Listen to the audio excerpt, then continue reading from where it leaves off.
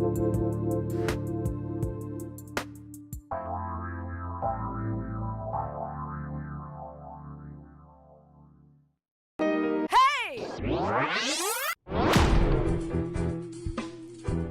you ready to get fired up about Power Up Radio with Dr. Pat? This new show is unleashed, unshaken, unstoppable, as Dr. Pat brings mind-blowing news conversations with top world thought leaders unleashed like never heard before. Conversations covering leading-edge and headline-worthy topics from pop culture to presidents, sex to spirituality, surviving to thriving. Dr. Pat is powered up and you don't want to miss it. Think authentic and spontaneous, fun no matter what. Power Up Radio starts now. We've got a great show for you today. One of the things I want to say is, first of all, this is our Power Up show, and you know what we're doing and thinking about what does it mean to be powered up. Many of you said, well, are you really like, is this from the Dr. Pat show? And I'm like, yeah, same show, but it's a different kind of topic. You know, for me, what I'm doing is I'm basically looking at some of the things we talk about and have talked about on the Dr. Pat show, and we're going to the next level of it. And what that means is that when we talk about things that affect us, maybe it affects us personally, maybe it affects us in our lives, maybe we worry about things. What are some of the things that we can know more about and then make informed decisions? So I want to talk about plastic for a minute. So back in the day, I worked in corporate America. I worked in telephone company, AT&T. Very different than the AT&T you hear about today. It was so big, this phone company, that Judge Green and some of these antitrust people came in and said, you're so big, you're a monopoly, we got to break you up. Kind of like Facebook. Hello, Facebook. But really, they did an evaluation, right? And they said, you're too big, we got to break you up. Nobody else can get in the market.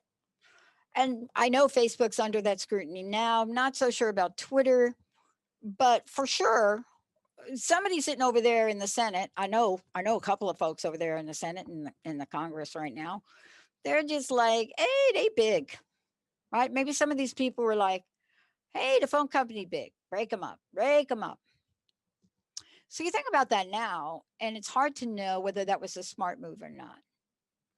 But the people that filed the suit that really forced our government to do that, they were like MCI, I think they were, was it MCI? I think it was. But they were like, oh, we can't compete with them. They're so big. They own all the cables. So they're so big. They own all this. They're so big. Oh, they own all this. So you break them up. But some of the things that were done in this company outside of Big Bang Theory, thank you, Arno Penzias, my Friday bagel guy, Dr. Arno. But some of the things that they did from a humanity perspective were brilliant. You know, when you're that big and you've got people in the organization that care, you do innovative things. And so one day, back in the day, in Jersey, New Jersey, people don't know this about New Jersey. Doesn't make sense, but it's true. All of a sudden, there's this thing called recycle. What? It's like a thing. And came to us because AT&T, office buildings everywhere, a Class A laboratory in Jersey, right? Murray Hill, Bell Labs, OMG, right? So they come there and they say, got to have a campaign. You've got to really figure out a way to get people to take this thing we call plastic and or paper and or in Jersey, cans, and put them in this bucket. So here's what started for me a learning about plastic. We had a campaign. It was so successful. Thank you for when I managed the graphics company. Managed graphics for a year, turned that business from a negative 2 million to a positive 3 million. And myself, under the guidance of one of my mentors, Mary Louise Smith, automated it. And out of that came Nina, the best artist I've ever met. I pretty much learned everything about graphics and art from about 6 of those people. Nina was one of them. And out of that became a campaign. And the campaign was called the Purple Paper Eater. It was a campaign. Little did I know that that small campaign, that initiative in New Jersey, and by the way, if you folks don't want to recycle, don't go to Jersey. It's not the place to go. Out of the gate, the guidelines for recycling were: 1, separate buckets for everything. 2, if you're going to put that can in a bucket, you better peel the label off.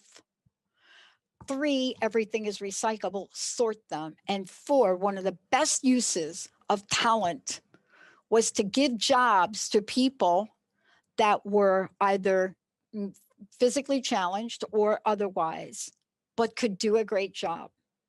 And off went recycling in New Jersey. Did people moan and groan? I watched Linda's mom, and then I watched Linda's mom school me about how I was not taking the paper off the plastic or the cans properly. And I never forgot that. But what do you learn about that? Paper, plastic, cans. Where the heck are these things going? Now, we know where garbage went in Jersey, just saying, until everybody was told, do not throw, no garbage in the Hudson anymore. Stop that. Thank God for that. But there was a time where everything went in the Hudson. How do I know? Walking down the shore, Jersey shore, didn't walk with the situation. He hadn't been born yet. Same shore though. And you're walking down the shore on a beautiful day. And I like to get there when nobody was there. And you step on something and you feel something go through the bottom of your foot. And you look at it and it's a hypodermic needle. And I got to say, the folks over there at Peacekeeper and the people that cleaned up the Hudson, you guys are amazing. You did a great job and still doing it. See, the reason I'm talking about this is because we're going to talk about microplastic in a minute. And we're going to talk about where we have come from this initial notion of, I think I'm not going to get my milk in glass anymore. I got to tell you, my stepmom was like, I'm getting my milk in glass. Well, how do we go from that? How do we go from that packaging to now a different world? I had a friend of mine who is in the industry and who said to me, I got to just tell you, everything's plastic. I said, no, that can't be possible. Everything cannot be plastic. He said, yes, everything is plastic. And I said, how could everything be plastic? He said, I guarantee you that every functioning part of everything that's put together is plastic. And when he told me this, I looked at my laptop at the time, which was not plastic at the time. And I said, there's no way that you're going to take my laptop and you're going to make my laptop plastic. You can't. You can't do this. We need these iron computers and stuff. How are you going to make them? Okay. Long story short, here's the world we live in. We live in the world of being uneducated, uninformed, undesirable in terms of what we want to learn about the plastic crisis. So I'm part of a couple of organizations. I like the 4Ocean people. They are doing something incredible. Look at the pictures of places across the globe. Look at what they do with their plastic. What do we know about plastic, but what do we know about microplastics? Microplastics, what are they? They're filled with chemical compounds. Everybody heard PVC, vinyl. Everybody hear that? They're also filled with industry chemicals, names that are too long for this show. Introduced in what we could record as the 1950s, but that's not even true. It's actually before that. But they were used because, whoa, we could create hard plastic As a matter of fact, I have a waste can home that Linda and I, up until about a month ago, like a couple month ago when we moved into the new place, and Linda helped me move, did we realize that this thing that we thought was glass and so carefully packed, but then dropped and it didn't break, it wasn't glass. It was plastic. Do you know how many things in home that you might think are glass, but are really not glass? Let me ask you a different question.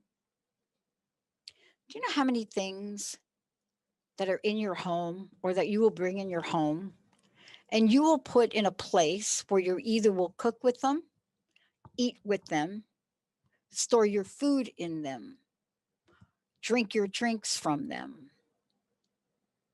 Because you see, we've addressed the recycling issue because now we have the little triangles and they say, like, if you drink from this bottle, oh, it's a thing, you throw it over here. But about a month ago, I was informed by a very close friend of mine. She said, you can't recycle that. And I said, it's plastic.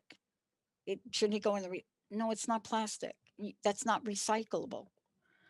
What kind of thing would be made that we couldn't recycle? Why couldn't you recycle it? We go down a path and we're getting ready to do the show. And Edvin is my producer. And I said to Edvin, we're going to do this really cool show. What would you want to do a show about? He said, microplastics in our lives. And I said, great, microplastics in our life. What product that looks like plastic that you can even imagine in your wildest, craziest dreams? Like it looks like cellophane. It looks like, I don't know, like shrink wrap. And they'd wrap in all the furniture with it, by the way. Like all my furniture, like wasn't tied together like with a rope. It was like this like long roll of something, which I thought was recyclable. Until I find out it is not recyclable. So New Jersey, it makes sense given the history of Jersey that people that study this might be from Rutgers. Why? Because New York, New Jersey has a deep experience with dumping waste in the Hudson River that shows up in people's lawns. But let's talk about this thing we call microplastics. Edvin, this is a topic that you wanted to bring to the forefront. Microplastics, right? Yeah. Um, What is it about this thing that got your attention? um, it's just something that made me really think about how it's really getting into my body every single day. Mm, And it's something that's not really researched up until maybe the last 10 years. Um, in the last 10 years, they've started doing, rat lab experiments with phthalates, specifically, and bisphenol, which is basically the chemical that they put in plastic to make it harder. That's one of the major differences between when you see a really flimsy bottle and, let's say, a smart water bottle. One's really thick, really durable, and the other one's pretty flimsy. The one that's durable probably has more chemicals in it that's really bad for you. So if you were to leave that in your car for it to be warmed up, then research says if your bottle's kept in during the day, if it's warmed up with water inside, then your water is already contaminated with those chemicals. And not apart from just microplastics, there's also nanoplastics that aren't even visible to the eye. oh yeah, So those are crazy right there. yeah, Yeah. So let's talk about for a minute. I mean, it's a short show. We're probably going to do a part two. The first company to ever sell fully synthesized or synthetic plastics was a Bakelite Corp, right? 1922, kind of made a big deal of it, called it the material of 1,000 uses. That was an understatement, FYI. Yeah, it is a material of like every use. I'm just saying, because we're going to talk about the evolution of this. But I don't think we ever realized that in the world we live in, that we would be creating a crisis that nobody wants to talk about, that we have landfills in underdeveloped countries. It's probably not politically correct to say that, but I want to talk about it. When I mean underdeveloped, is it's like these are people that still live in beautiful land, right? That beautiful land. We haven't built skyscrapers on it. They don't have mega highways, but they need water. And how are they getting water? How are they getting food? Well, it's being wrapped. It's not being sent to them in glass. Our medicine, is our medicine even being sent in glass today? I don't know. That's a big question. We'll hold that. But plastic is in our packaging and encases everything from laundry detergent, prescription pills, and the food we eat and beverages we drink. And yet is very difficult, Edvin, I think, as you will attest to give me a shelf life, people. So, Edmund, who are the people doing these experiments? Because there are people that are looking at this and saying, "Whoa, what if you are that person that has been exposed to this? What effect does it have on you? Does it have any effect on your child? Maybe you're carrying." But why was this like a giant concern for you about what you were putting in your body? For me, it's it's just it has to do with your reproductive system and specifically your endocrine system, which for a female it's comprised of your uterus, placenta, ovaries, kidney, your glands, pancreas, duodenum, your stomach, liver, thymus gland, thyroid gland, pituitary gland, pineal So, gland, like especially. basically everything. Yes, and then for men it's their testes, and then all above that I just listed, right? So Mm. majority of the stuff that these chemicals affect are these things, and they're very important, especially when it comes to a man's reproductive system and a woman's reproductive system. And a lot of the research is finding that it can hurt either a pregnant woman, so it could have health defects for a baby. It can make less. It can make men and women less, or women less infertile, and men more sterile, which is obviously a big problem. Yeah. Here's a quote. Let's just take a quote out of an article. And I really want to say, for those of you that are listening, and YouTube, if you're listening, everything we're presenting right here is factual. We can give you the references. I want to point to consumerreports.org. Just want to point to this for reference, April 30th, 2020. This is what this article says. Everything that Edmund has said is supported in this article. And then this. The question is, what is the problem? After all, manufacturers, certain regulatory agencies have long assured us that plastics are safe for human health. I'm going to stop there because I just want to use common sense, but I won't. So in the US, we have this robust system. We look at the materials that are in contact with food, plastic managed by food, right? Karen Schmidt, thank you, Karen.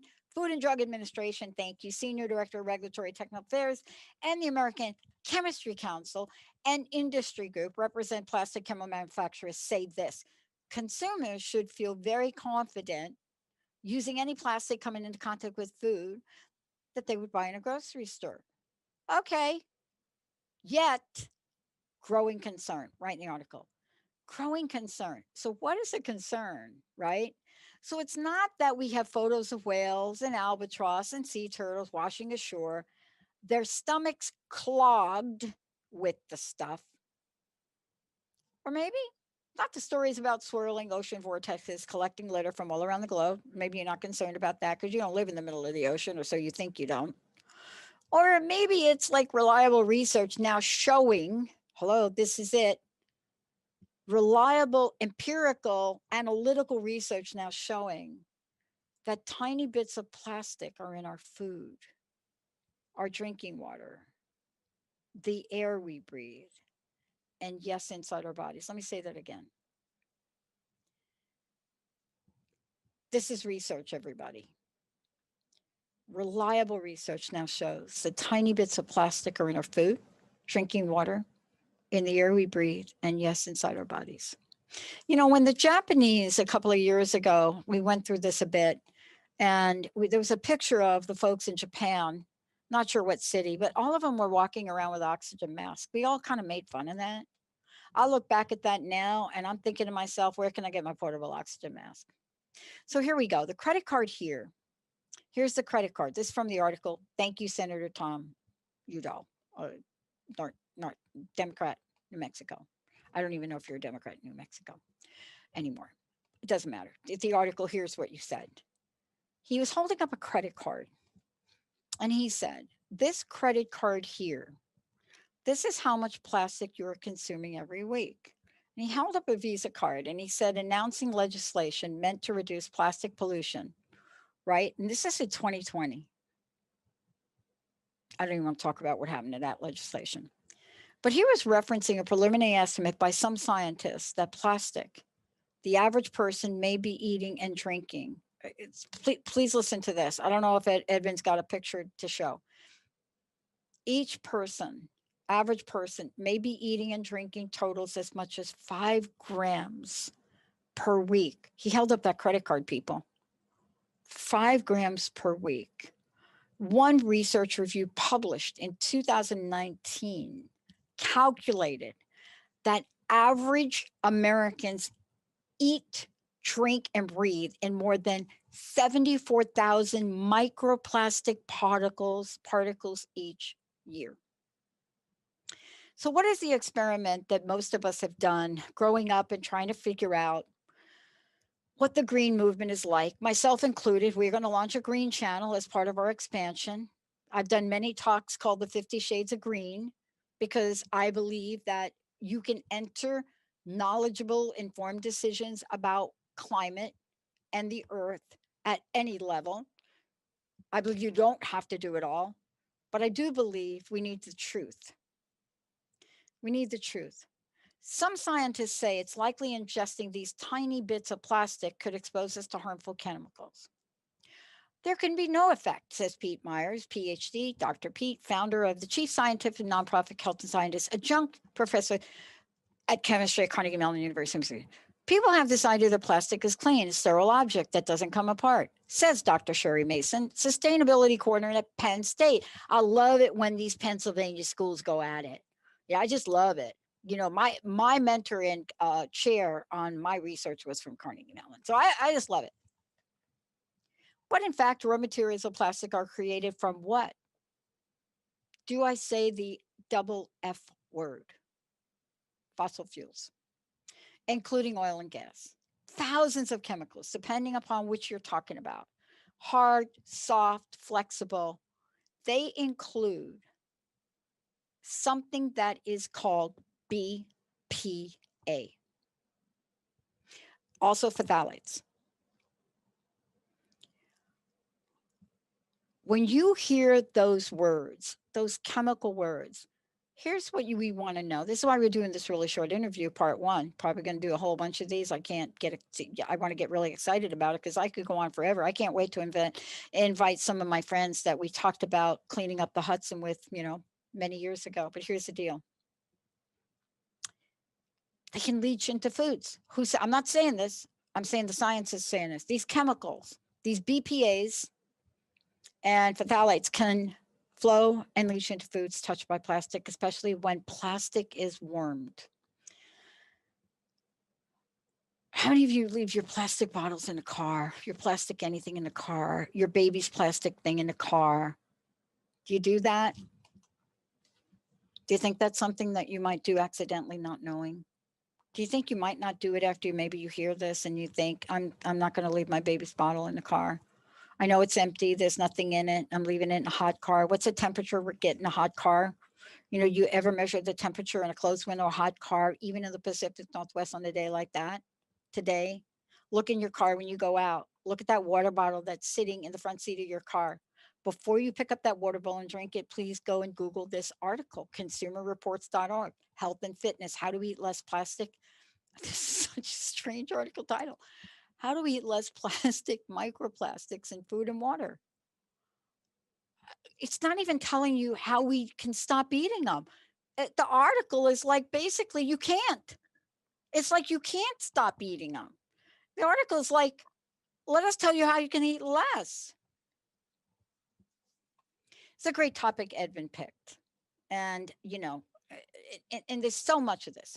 The article goes on, and I could do this if I had an hour. I not only could talk about the menace of microplastics, but we can start to bring up articles. We can start to bring up empirical research that talks about autopsies. We can bring all of that up. And I'm not going to do it because I don't want this show to be pulled from YouTube or Facebook or anywhere. I wanted to speak the truth. I want to talk from what the scientists are saying, what this article says, where you can find out more. But what's gone wrong with recycling?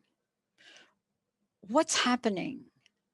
Are we so have we moved on beyond thinking we've done enough about this? How is it we have social media on everything that a celebrity does or doesn't do, but you have to scratch really hard to see the piles of plastic in Africa and India and in the United States and floating on a barge in the Pacific? This show today is to say to all of you, not asking you to change what you do, but what if you could get educated a bit more? That the next time you think I'm going to leave my child's plastic bottle in the car, maybe I'm going to leave it in the car with water because I want to keep it in there because, coming out of the grocery store is going to be the bottle. Take it in the store with you. We're looking at nanoplastics, generally smaller, 1,000 nanoplastics. There's a 2019 report in the World Health Organization found that we unknowingly ingested microplastic for decades without clear negative consequences. Oh, okay. Oh, please, can we start to look at some of the birth effects things going on? While there is much we don't know, we have learned that micro and nanoplastics are everywhere. Snow in the Arctic carries substantial amounts of microplastics, according to this study. Even more has been detected in the Alps. Microplastics can even be found in the seemingly pristine sand of the Hawaiian beaches. So I want to leave you with this question. Even if you don't believe the science I'm talking about, even if you don't believe that it could have a potential harm, the rest of this article talks about a trail of chemical harm. Please think about it. Please think about the fact that we're looking at sicker, fatter, poorer. New York University, NYU, Leonardo Transante, doctor, director. That's his comment. He's talking about his book, The Endocrine System, Disrupting Chemicals. He's raising a flag about chemicals and plastic. He's talking about how it affects the brain, developmental in children. He's talking about the fact that 10,000 adult men die from cardiovascular disease linked to phthalates every year. I'm going to wrap it up right now, but stay tuned for part 2, because when we start to talk about the next part, we're going to break this down with real doctors. We're going to create a panel and we're going to have a chat. We'll see you next time.